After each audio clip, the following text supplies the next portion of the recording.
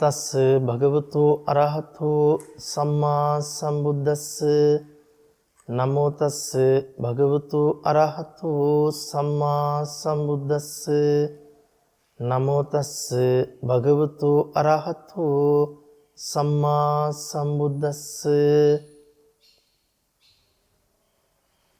අද දවසේ සදහම් සාකච්ඡාව උදෙසා සදැහැති දායකත්වය සිදු කරනු ලබන්නේ ඕස්ට්‍රේලියාවේ පදිංචි කෝලිත කුසල් වීරසේකර මහත්මයා විසින් හැමට උතුම් සදහම් අවබෝධයේ පිණිස වේවා කියන අරමුණ පෙරදරි කරගෙන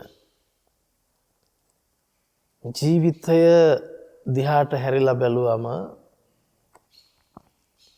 අපි හැමෝම කැමති වෙනවා බෞද්ධ සම්ප්‍රදාය තුල නිවන් සාක්ෂාත් කරන්න,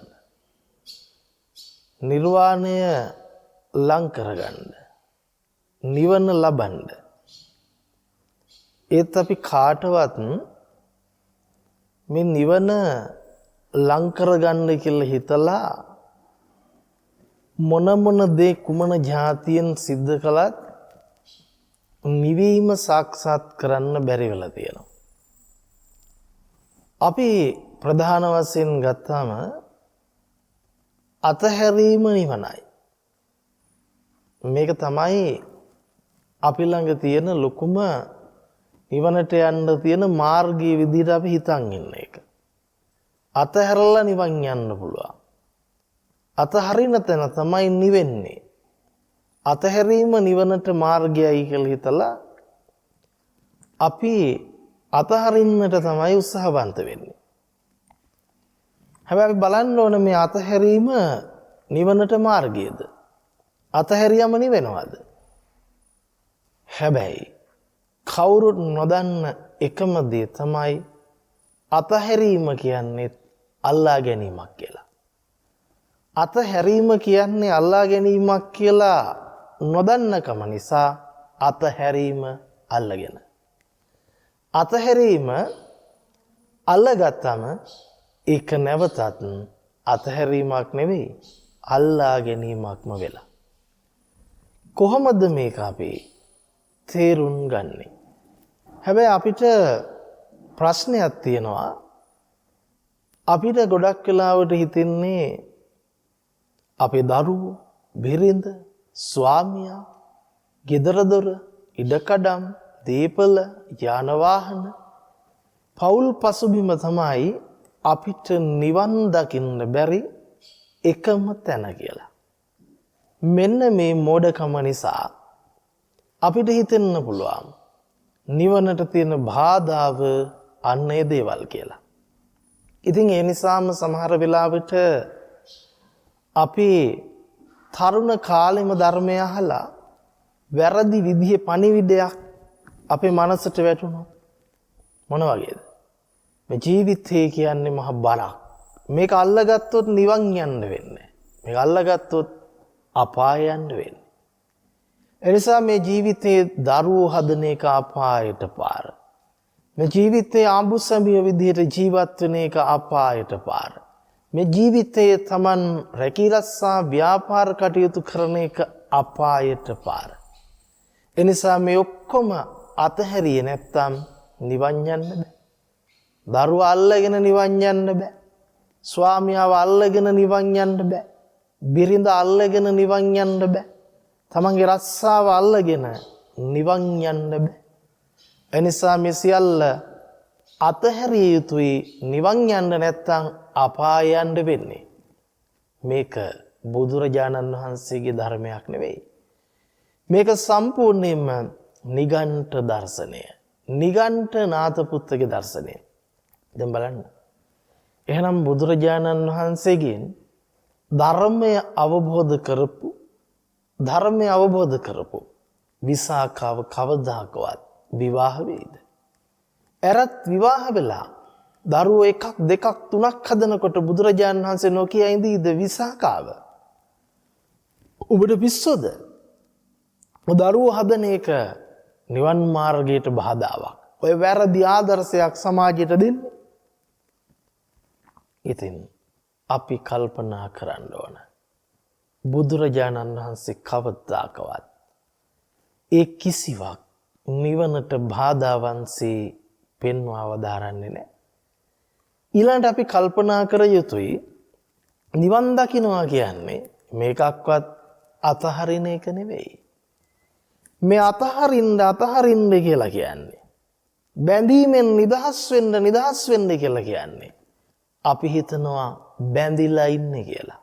අපි හිතනවා අල්ලගෙන ඉන්නේ කියලා. මෙන්න මේ බැඳිලා ඉන්නේ අල්ලගෙන ඉන්නේ කියලා හිතාගෙන ඉන්නකේ වැරද්ද තේරුනොත් අන්න එදාට නිවෙනවා. එතකම්ම බැඳිලා ඉන්න එක අතහරින්න හදනවා. එතකම්ම අපි අල්ලගෙන ඉන්න එක අතහරින්න හදනවා. බැම්ම ලිහින්න හදන එකත් අල්ලගත් එක අතහරින්න හදන එකත් දිහා ප්‍රඥාවන්තයෝ දකින්නේ විදිහට නෙවෙයි. අඥානවන්තයා මෙන්න මේ විදිහට අල්ලගත් එක අතහරින්න හදනවා. හැබැයි අතහරින එක අල්ලගෙන. බැඳිච්ච එක ලිහන්න හදනවා. හැබැයි ලිහිච්ච එක අල්ලගෙන. මෙන්න මේක තේරුම් ගත්තොත් විතරමයි නිවෙන්න පුළුවන්. එතකන් නිවෙන්න හම්බෙන්නේ. එහෙනම් නිවෙනවා කියන්නේ මොකද්ද? අපි හිතනවා නිවෙනවා කියලා කියන්නේ කුමන හෝ ස්වභාවයකටපත් වෙනවා කියලා. ඒ නිසා හදන්නේ මාව නිවන්න. ඒ නිසා හදන්නේ මාව නිවන් දක්වන්න. නිවිච්ච මාව පෙන්වන්න මිනිස්සු හරි ආසයි. සෝවාන් වෙච්ච මාව පෙන්වන්න මිනිස්සු හරි ආසයි. සකදාගාමි වෙච්ච අනාගාමි වෙච්ච මාව පෙන්වන්න පුදුම කැමැත්තක් තියෙන්නේ. ඉතින් මේ යන පාර හරිද වැරදිද? මේ යන පාරේ වැරදි නම් වැරද්ද මොකද්ද? මේක විමසිය යුතුමයි. මොකද බහුතර ධර්මයේ හොයාගෙන එන නිවන හොයාගෙන එන බොහෝ දෙනෙක් තවමත් ඉන්නේ බැඳිච්ච එක ලිහින්න බලාගෙන, අල්ලගත් එක අතහරින්න බලාගෙන. මෙන්න මේ දැක්ම ඇතුළේ ඉන්නකම් කවදාකවත් ලිහෙන්නෙත් නැහැ, මිදෙන්නෙත් නැහැ, අතහැරෙන්නෙත් නැහැ. කොහොමද එහෙමනම් මේක අපි ටිකක් තේරුම් ගන්න? අපි මෙහෙම බලමු. දැන් අපිට හිතෙන්න පුළුවන් මේ වෙලාවේ අපේ ජීවිතය තුළ මගේ අම්මා ඉන්නවා, තාත්තා ඉන්නවා, දුව පුතා බිරිඳ ඉන්නවා, සහෝදරයෝ ඉන්නවා, දරුමල්ලෝ ඉන්නවා කියලා.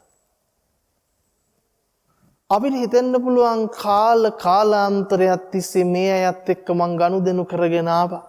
දැමුත් මං ගනුදෙනු කරගෙන යනවා. අනාගතයටත් මම මේ ගනුදෙනුව කළොත් මට සසර ගමන හිමි වෙනවා, මං අපායෙන් නතර වෙනවා. මෙන්න මේ ධර්මය බුදුදහම අහලින්වත් යන්නේ නැති ආත්මවාදී නිත්‍ය වූ ධර්මයක් කියන එක තේරෙන්නේ නැහැ. ඉතින් අපි තවමත් හිතන් ඉන්නේ එහෙම ගමනක් තියනවා කියලා. එහෙම ගමනක නතර වෙලා ඉන්නවා කියලා. එහෙම ගමනක් ඉදිරියටත් අපිට තියනවා කියලා. මෙන්න මේ ගමනක අපි එනවා, ගමනක් තියනවා, ගමනක අපි යනවයි කියලා හිතන් ඉන්න මෝඩකමක් හැර ඇත්තටම සැබවින්ම ගමනක් නැති බව තේරුනොත් නිවෙන්න ගන්නවා. මේ කතාව අමුතුයි තමයි. මේ කතාව වෙනස් තමයි.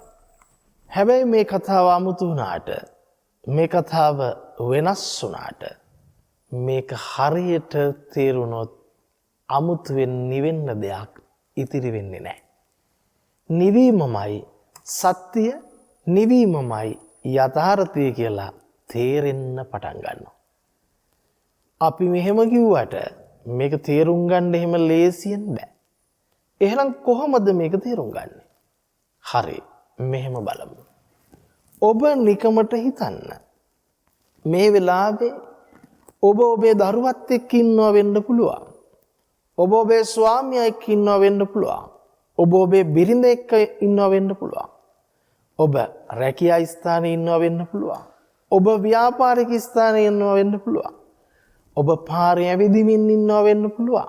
නිදිය ගන්න සූදානමින් ඉන්නවා වෙන්න පුළුවන්. කෑම කමින් ඉන්නවා වෙන්න පුළුවන්. ඔය කොයි විදිහකට හරි ඔබට ඔබේ කාර්යයක් මුණ ගැහිමින් ඔබට ඔබේ ජීවත් වීමක් මුණ ගැහිමින් තියෙන වෙලාවක්. දැන් මන් ඔබට මෙහෙම කියනවා. ඔබ නිකමට හිතන්න. ඔබ වර්තමානයේ දැන් ඇවිදිමින් ඉන්න කෙනෙක්. ඔබ පාරේ ඇවිදිමින් යනවා මේ වෙලාවේ කියලා. ඔබ දැන් මේ පාරේ ඇවිදිමින් යන බව ඔබට තේරෙනවා. පාර ගැන ඔබට තේරෙනවා. ඉදිරියේ වාහන එනවා යනවා ඔබට තේරෙනවා. තව මිනිස්සු එනවා යනවා ඔබට තේරෙනවා දැනෙනවා. එතකොට ඔබට හිතෙනවා මම ඇත්තටම මහ පාරේ ඇවිදිමින් යන කෙනෙක්. මට යාන වාහන කඩපිල්වල් මාර්ගයේ මුණ ගැහෙනවා. දෙපස තියෙන සියල්ල මට පෙනෙමින් මේ ලෝකේ මම මේ ඇවිදිමින් යනවා පාරක් දිගේ කියන කතාව ඔබට පේනවා. ඇත්තටම මේ ඔබ දකින්න කතාව සත්‍යම සත්‍යද? එහෙම නැත්නම් මේ කතාව තනිකරම ඔබ ගොඩනගාගත්ත මායාකාරී කතාවක්ද? මේක කොහොමද තේරුම් ගන්නෙ? දැන් මම ඔබට කියනවා ඔය පාරේ ඇවිදගෙන යන ගමන් නිකමට නතර වෙන්න.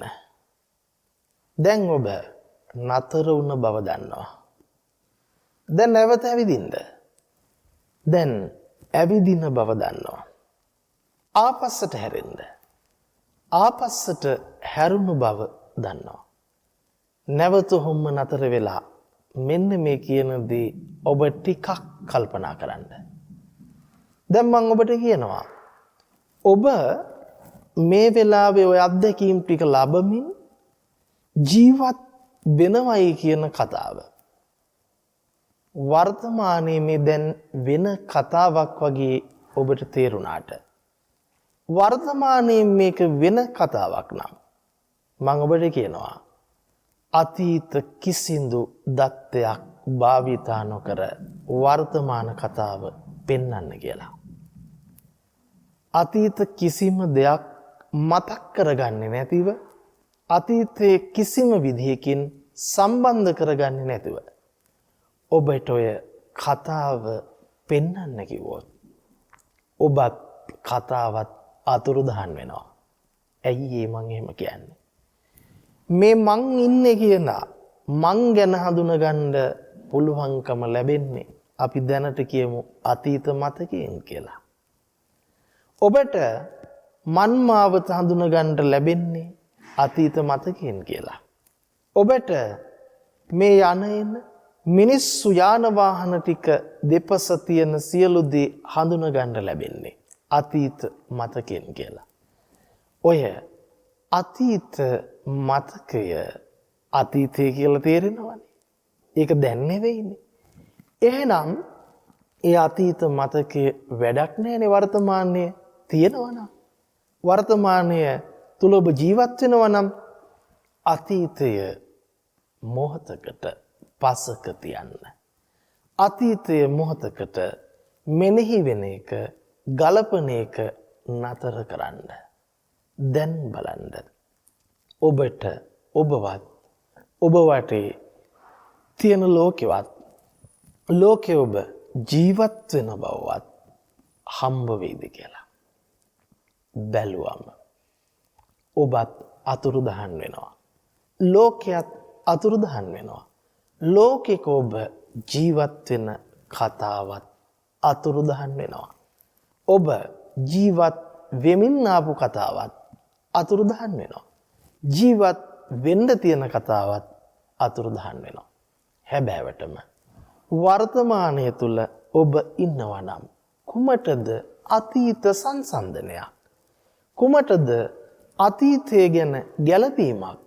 කුමටද අතීතය ගැන මතක් කර ගැනීමක්? දැන් කල්පනා කළොත් ඔබ ගැනත් මතක් කරලා ලෝකෙ ගැනත් මතක් කරලා ජීවත් වෙන බවත් මතක් කරගත්ත බවක්.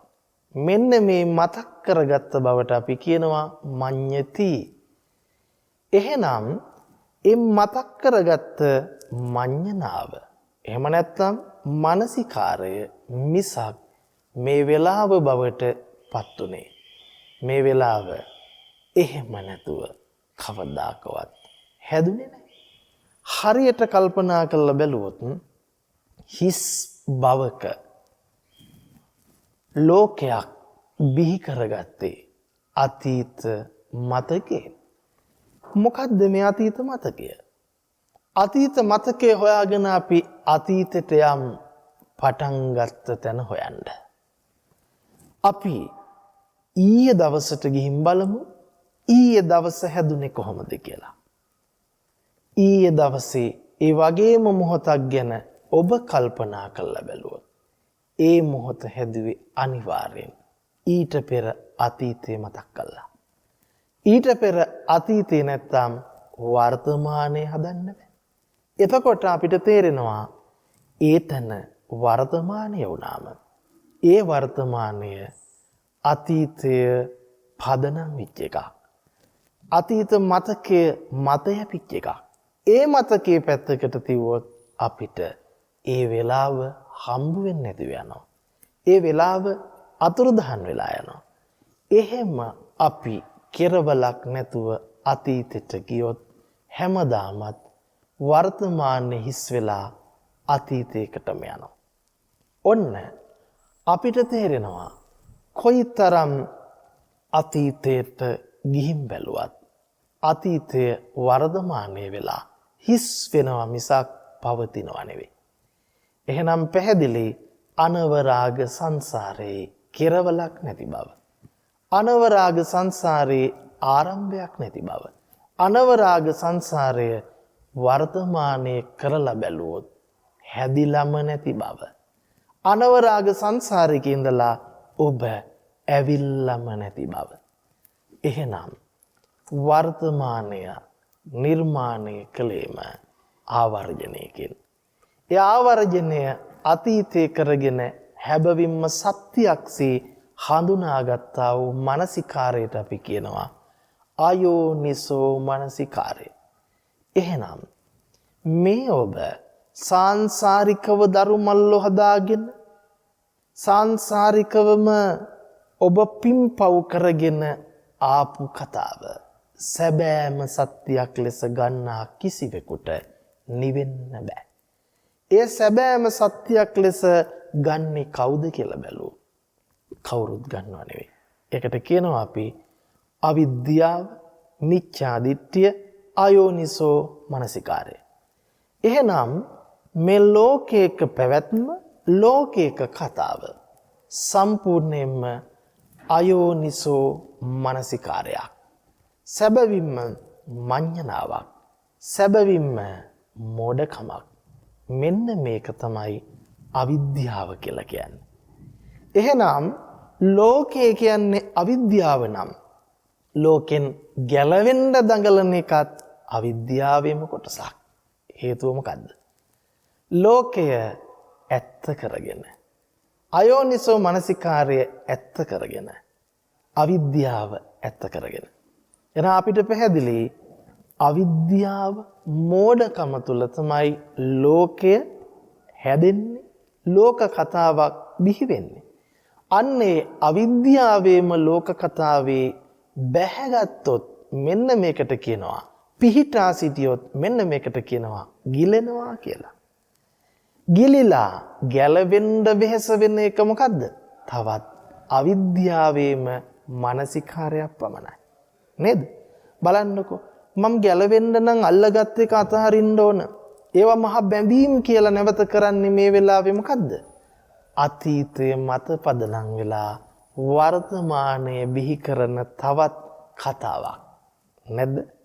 එහෙනම් බලන්න අල්ලගත්ත එකත් අවිද්‍යාවටයිති. අතහරින්න හදන එකත් කොහෙටයිද?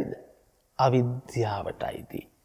එහෙනම් මොකද්ද මේ වෙන්නේ? අයෝනිසෝ මනසිකාරයේ මතක ගබඩාව යලි යලි මොකද්ද කරන්නේ? කවදාකවත් විච්ච නැති මිරිඟු සංඥාවක් හදලා ඔබත් ලෝකයක් කියන සංඥාවේ දෙපැත්තක් බෙදලා අතරමන් කරනවා. විඥානයේ නැමැති මායාකාරීත්වයෙන් මේක දැනගන්නවා, හඳුනගන්නවා. හැබැයි දැනගත්තොත් දැනගන්න, හඳුනාගත්තොත් හඳුනගන්නේ මොකද්ද? විඥාණයට පෙන්නන අන්න අර මානසිකාරයේම ඇවිල්ල. ඒකට කියනවා නාමකායෙන් පනවන රූපය. එහෙනම් නාම මාත්‍ර රූපයක්, මතක් කිරීමෙන් ගොඩනගන රූපයක්. මෙන්න මේ රූපේ තත්තු පරිදි අවබෝධ නොකිරීම ගැට ගැසීමයි. තත්තු පරිදි අවබෝධ නොකිරීම අල්ලා ගැනීමයි, දැස ගැනීමයි. තත්තු පරිදි අවබෝධ කිරීම මොකද්ද? ගැටයක් නොමැති බව, අල්ලාගත්තක් නොමැති බව, බැසගත්තක් නොමැති බව ප්‍රත්‍යක්ෂ වීමයි. මෙන්න මේ ප්‍රත්‍යක්ෂයට කියනවා නිවීම. නිවීම කාගේද? බැඳීම කිසිවෙකුගේ නොවේ නම්, බැඳුනේ කොතනකටවත් නොවේ නම්, එය හුදු මායාවේ අයෝනිසෝ මනසිකාරයේ ගොඩ නැංවීමක් නම්, කතාවක් නැති තැනක කතාවක් හදලා පෙන්වීමක් නම්, නැවත කතාවේ ඉන්න මමත් කතාවේ ඉන්න ලෝකයක් අයෝනිසෝ මනසිකාරයේ මඤ්ඤණාවක් නම්, ගැලවෙන්න කතාවක්වත්, ගැලවෙන්න කෙනෙක්වත් නිට්ටියව නොමැති බව පසක් වෙනවා. සැබෑවම නම් ලෝකයේ හිස් බව තේරෙනවා, බොල් බව තේරෙනවා. හිස් කොලයක අඳින සිතුවමක්සේ ලෝකේ පේන්න පටන් ගන්නවා. එහෙනම් අපි හරියට ගත්තොත්, හරියට තේරුම් ගත්තොත් ලෝකය වතුර වගේ. අවිද්‍යාව නැමැති මමත්වය වතුරට එබෙනකොට හැදෙන ප්‍රතිබිම්බය ලෝකයේ මත හැදෙන කතාව වගේ. ඒ නිසා මෙන්න මේ ගලා යාම දිහා බලන් ඉන්නකොට තේරෙනවා මම හිතලා කරනවා. ඒකට හේතුව මොකද්ද? මම හිතලා කරමින් ආවා කියන මෝඩකම අයෝනිසෝ මනසිකාරේ තැම්පත් වෙනවා. හැබැයි අන්ත ගත්තොත් එහෙනම් මොකද්ද වෙලා තියෙන්නේ? දැමුත් මම හිතලා ඇවිදින්නේ, මම හිතලා කන්නේ, මම හිතලා යන්නේ කියන තැන ගෙනල්ලා දෙන්නෙම මොකක් නිසාද? මට කරන්නත් පුළුවන්, මට නොකරින්නත් පුළුවන් කියන කතාව ගෙනල්ලා දෙන්නේ මොකක් නිසාමද? අනිවාර්යෙන්ම අයෝනිසෝ මනසිකාරය තුල මානසිකාර නොවුණු කතාවක් නැහැ. එහෙනම් ඒ කතාව සකස් කරන්නේ, ඒ කතාව මවන්නේ, ඒ කතාව ගොඩනගන්නේ අයෝනිසෝ මනසිකාරයෙන් කියලා තේරුම් ගන්න. අවිද්‍යාවෙන් බව අවබෝධ කරගන්න. එහෙනම් හැබෑවටම කතාවක් නොවන තැන කතාවක්, මම නොවන තැන මම. එහෙනම් මම නොවන මම, ලෝකය නොවන ලෝකයක, කතාවක් නොවන කතාවක ගිලුණා. දැන් මොකද්ද කරන්නේ? මම නොවන මම, ලෝකය නොවන ලෝකය, ගිලුණු මම ගිලීමෙන් මිදෙන්න දඟලනවා. මේකට කියන්නේ මොකද්ද? පිහිටාද සිටිමින් වෑයම්ද කරමින්. පිහිටා සිටීම එහිම ගිලීමයි, වෑයම් කිරීම එයින්ම ඉපිලී යාමයි. මේක තමයි බුද්ධ වචනය. නොපිහිටමින් වෑයම් නොකරමින් ඕගේ තරණය කළා. හැබෑම අවබෝධය තුල දන්නවා පිහිටුවේ නැති බව, වෑයම් කරන්ට කිසිවක් නොමැති බව. මෙන්න මේ අවබෝධයටයි කියන්නේ සම්මා දිට්ඨිය. දැන් මේ සම්මා දිට්ඨියත් කතාවෙම කොටසක්. සම්මා දිට්ඨියත් කතාවෙම කොටසක්. මොකද සම්මා දිට්ඨිය ගැන කියලා දුන්න කෙනා හම්බුනේ සම්මා දිට්ඨියට පත් වෙන්න බණ ටික ඇහුනේ ආයි කොහෙන්ද? මානසිකාරය තුලමයි ඒ කතාවත් නිර්මාණය වුනේ. ඒ නිසා අන්තිමට ශ්‍රුතවත් ආර්ය ශ්‍රාවකයා ධර්මයේයි මඤ්ඤණා නොකරේ. එහෙනම් අපිට මේ වෙන විටත් ලෝකේ ජීවත් වෙන මම ලෝකෙන් ඈතර කරන්න වැඩපිළිවෙලක් හම්බෙලා තියෙනවා නම් කවදාකවත් ඈතර නොවන බව මතක තියාගන්න. ලෝකෙට බන්ධනීය විච්ච මම දරුමල්ලෝ අතහැරලා දරුවෝ හදන එක අතහැරලා බිරිඳ අතහැරලා ස්වාමියා අතහැරලා නිවන් යන්න හදනවා නම් කවදාකවත් නිවෙන්නේ නැති බව මතක තියාගන්න. තේරෙන්නේ? පත්තු වීම ඇත්ත කරගෙනයි නිවෙන්න දඟලන්නේ. නේද?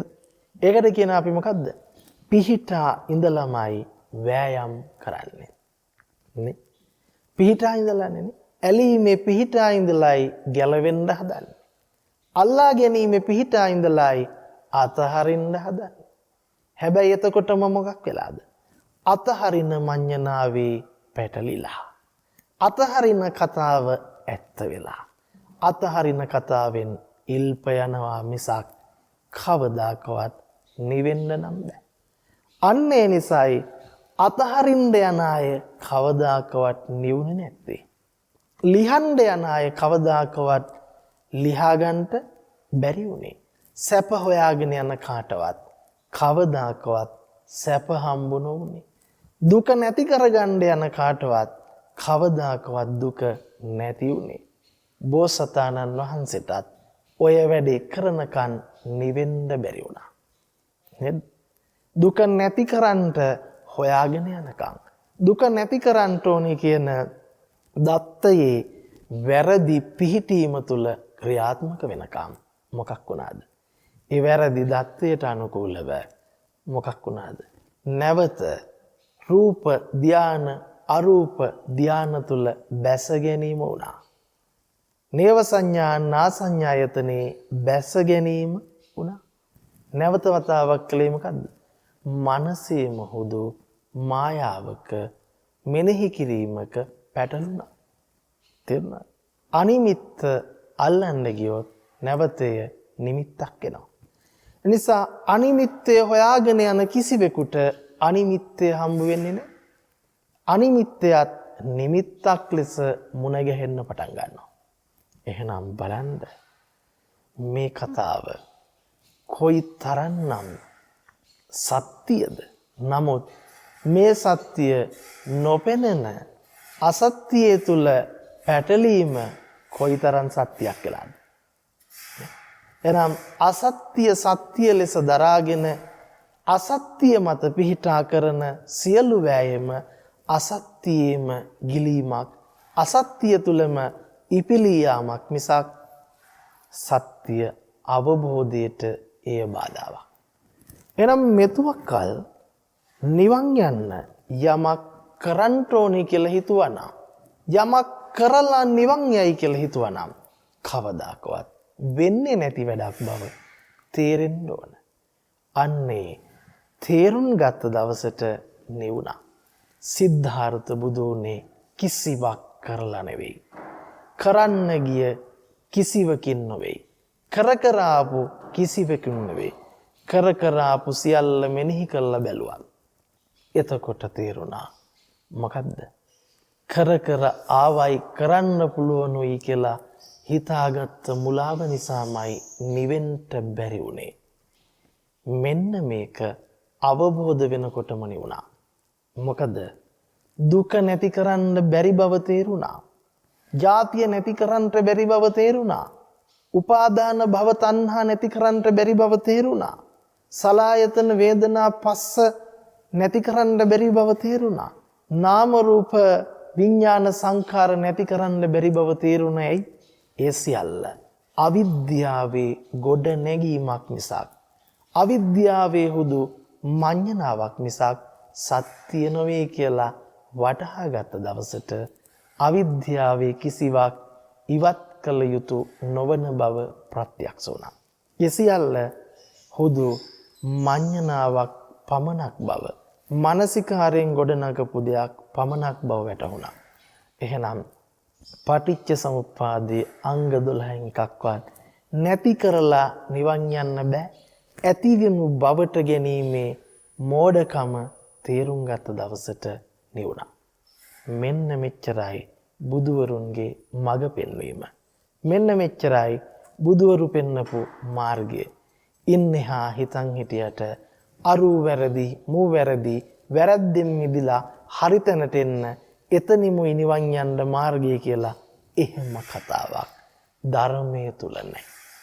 එහෙනම් අපිට වැරදුණු පිනපව උපේක්ෂාව ගැන අපි නැවත සාකච්ඡාවකින් කතා කරමු. ඉතින් අද දවසේ දහම් සාකච්ඡාව උදෙසා සදැහැති දායකත්වය සිදු කරන්නට යෙදුණු ඕස්ට්‍රේලියාවේ පදිංචි කෝලිත කුසල් වීරසේකර මහත්මයා ඇතුළු පවුලේ සියලු දෙනාටත් ධර්ම ශ්‍රවණය කළ හැම දෙනාටමත් උතුම් සදහම් අවබෝධයෙන් නිවීම පිණිස හේතු වේවා.